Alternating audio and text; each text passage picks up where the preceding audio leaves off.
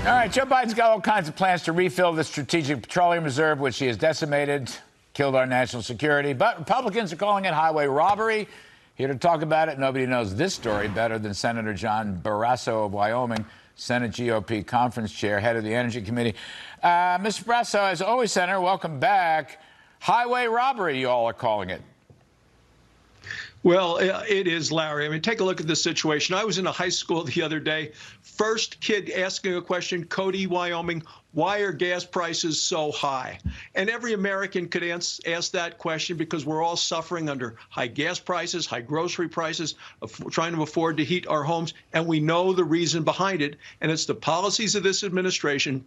Day number one, Joe Biden surrendered our energy independence to the radical left wing of his party. The American people have been paying the price ever since. Every Democrat signed on in the House and in the Senate to these reckless policies, and that's why they all need to be thrown out come November 8th.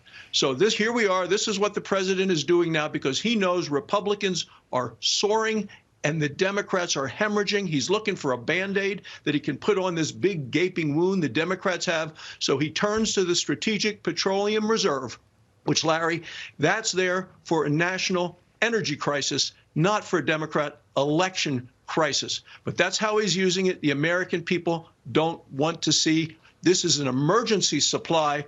What happens in a true emergency when it's drawn down to next to nothing?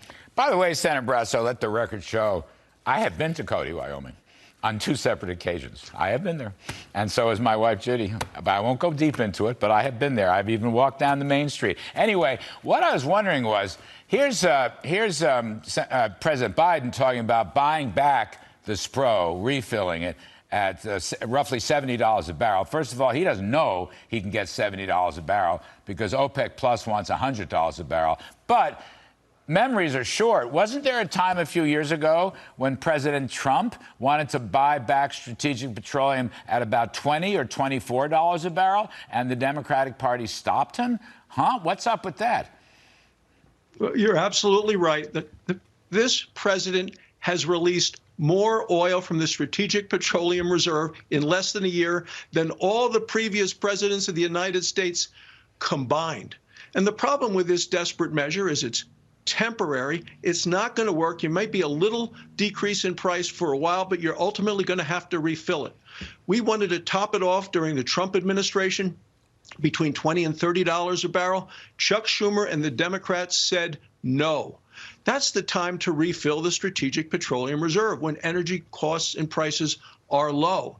Now Joe Biden wants to do it when energy prices are high. No wonder this guy isn't, people don't have any confidence in him as the president.